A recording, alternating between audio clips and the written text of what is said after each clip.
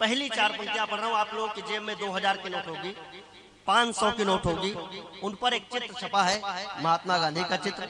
मैंने कहने की कोशिश की अगर वो इस देश के बड़े हैं तो उनका चित्र आप 2000 की नोट पर छापिए, अगर वो इस देश के और भी बड़े हैं तो उनका चित्र आप 500 की नोट पर छापिए, अगर वो इस देश के और भी बड़े हो तो उनका चित्र आप 200 की नोट पर छापिए, अगर वो इस देश के और भी बड़े हो तो उनका चित्र आप 100 की नोट पर छापिए।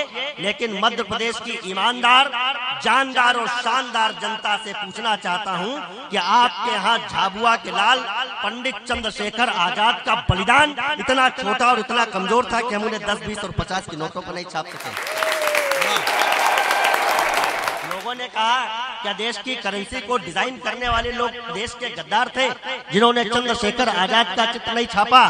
तो मैंने कहने की कोशिश की वो लोग देश के गद्दार नहीं थे, बहुत बड़े दूरदर्शी थे, बहुत बड़े विद्वान थे।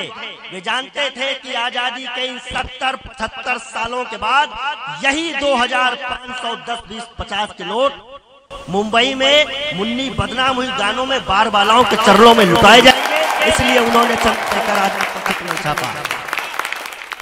और जरा छंद की भाषा, शिल्प, कथ्य, व्याकरण पर अगर लगे कि मध्य प्रदेश की जनता कविता सुनना भी जानती है तो छंद पढ़ने की कोशिश कर रहा हूँ, वरना मैंने आपको बता दिया है कविता ढंग से नहीं शुरू की गई तो मैं दूसरी तरीके की बातें भी शुरू करूंगा। कि नारियों के जेवर को नर के कलेवर को, नारियों के जेवर को नर के कलेवर को नेताजी सुभाष जैसे तेवर को क्या मिला? सूली पर झूली थी जवानी की कहानी तब बलिदानी दुर्गा के देवर को क्या मिला? वो अपने ही बेटे शरणार्थी हुए यहाँ कश्मीरी क्यारियों में केसर को क्या मिला? और जिन्ना को मिला था पाक और नेहरू को हिंद, कोई तो बताए चंद्रशेखर को क्या मिला? और जब कोई नहीं बता पाया चंद्रशेखर आजाद को मिला क्या, तो मैं आपको बताने की कोशिश करता हूं। जीवन की आखिरी लड़ाई चंद्रशेखर आजाद लड़ रहे थे, उनके हाथों में क्या था? अंग्रेज अधिकारी देखने गए और कहा take the gun and check the hand, एक हाथों से बंदूक ले लो और दूसरे में देखो कि क्या है। तो दूसरे हाथों में चंद्रशेखर आजाद की एक ऐसी चीज थी जिसकी कीमत 10-10 कोहिनूरों से ज्यादा थी।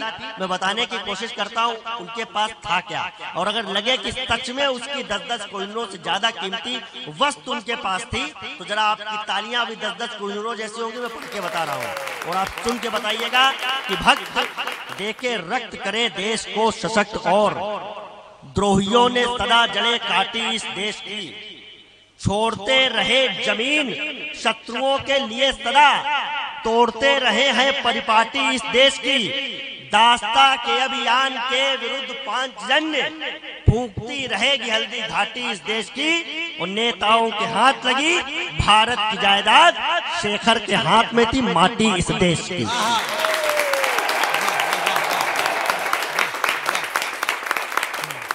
मैं लखनऊ से आया हूं और आप मेरा ये देख रहे हैं, इस समय योगी बाबा गोरखपुर मंदिर में हैं, तो मुझे लखनऊ से भेजा गया है। आज हम गरबा उत्सव मना रहे हैं और हमारे देश में गरबा पर कैसे कैसे गाने बज रहे हैं, मैं पढ़ने की कोशिश कर रहा हूं। जाने कैसी डील बनाने निकले हैं, गरबा भी अश्लील बनाने निकले हैं, नाश धर्म का वे ही करते हैं जो तो मंदिर में भी रील बनाने निकले।